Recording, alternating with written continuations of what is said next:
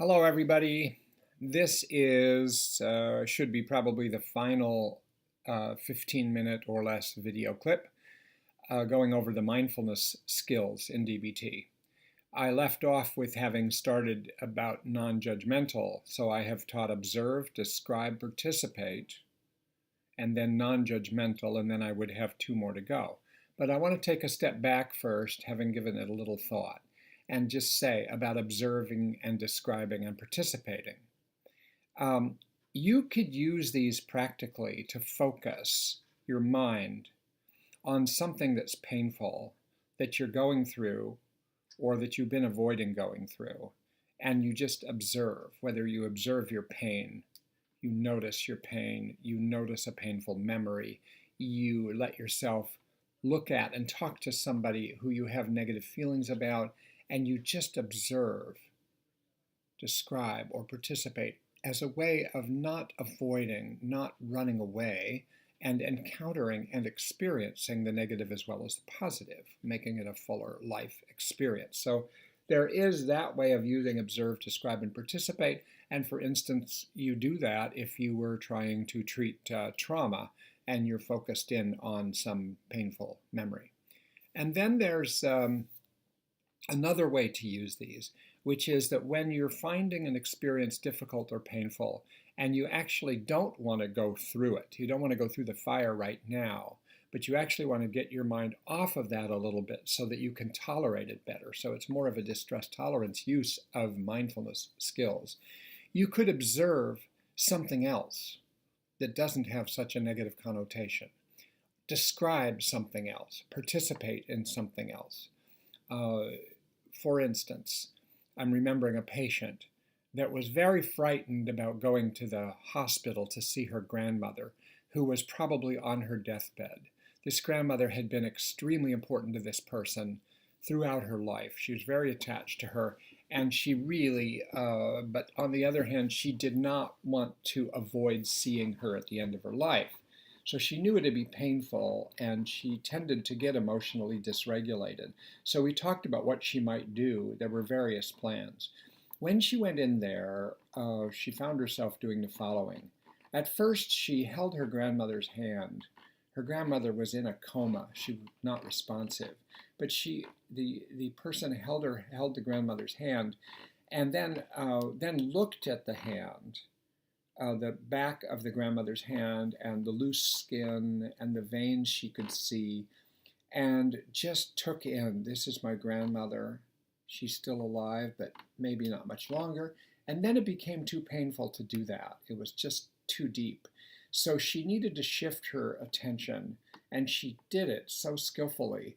She shifted her attention to looking around the room. Only the two of them were there. And she saw lots of flowers people had sent to her grandmother. And she started just studying the flowers, looking at them carefully, noticing the colors, noticing the configurations. And in so doing, she was observing and then describing these flowers. And it helped to alleviate the intensity of her emotional pain at that moment. And then she was able to shift back to her grandmother and look at her face and take her in and think about her grandmother. So being able to both observe and describe them in seeing her grandmother in ways that were painful for her, and then shifting away from that onto something more neutral or even beautiful, helped her tolerate that. So this is just a purely use of observe, describe, and to some degree could have been participate to get through an important but emotional experience. Okay, I want to now move on. Non-judgmental, I already said something about, but let me say a bit more about non-judgmental. Basically, this is a skill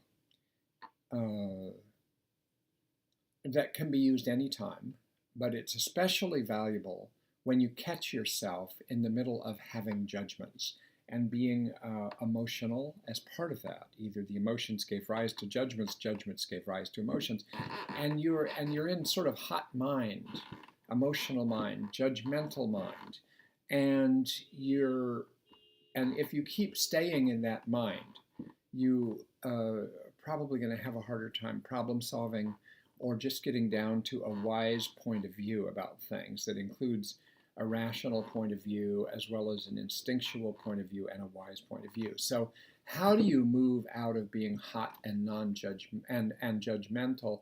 You can just sort of notice. First, you have to notice, I'm judgmental, and not let yourself be judgmental about being judgmental. Don't say, oh, I'm such a jerk, I'm just using judgmental, I shouldn't do that.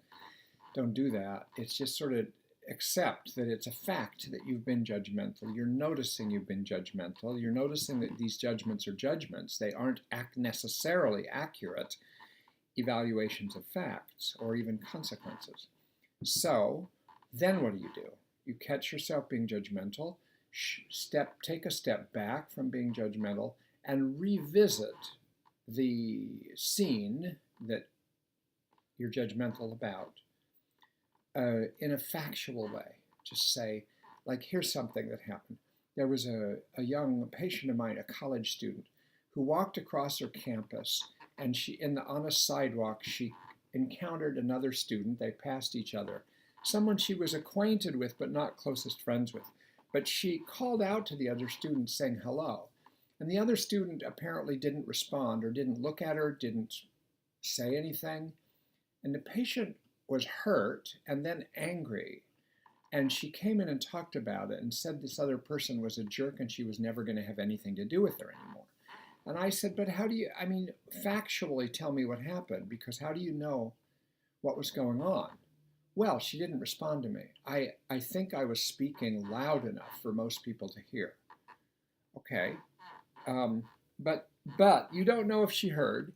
And if she heard but didn't respond, you still don't know what's going on, right? Well, she should have responded. Well, that's judgmental. It's an assumption. It's an emotional assumption. But let's try to apply non-judgmental just for a moment and see if you get anywhere else. And it was to kind of revisit this encounter and realize that if she just describes factually what happened, that's being non-judgmental. She would just have to say, I was approaching her, I said hello to her. I think I said hello in a voice loud enough for her to hear me. I can't be totally sure, like maybe she's even deaf for all of I know. I don't know her that well. Or maybe she was preoccupied, but she did not respond as far as I could tell. And which led me to have a feeling of being overlooked and hurt and then angry. Well, all of that is just descriptive. It's just describing non-judgmentally. It's giving the story, the facts, as somebody would see them, and not building in the inherent assumptions that lead you to then feel a certain way about it. So then you could take a look at this. You could take another look at this next time you encounter someone on the campus.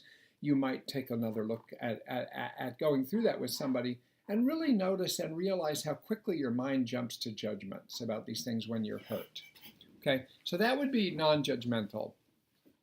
One metaphor Linehan uses in the manual, if you look at the handouts, that's very nice, I think, is that to be non-judgmental, you might imagine like being a blanket laying out in the lawn, and things fall on it, and the blanket accepts everything as just what it is. If rain falls, rain falls. If seedlings, little seeds, twirly seeds are falling, if leaves are falling, if grass is being cut somewhere and it's falling on there, anything that's falling on there, the blanket just receives.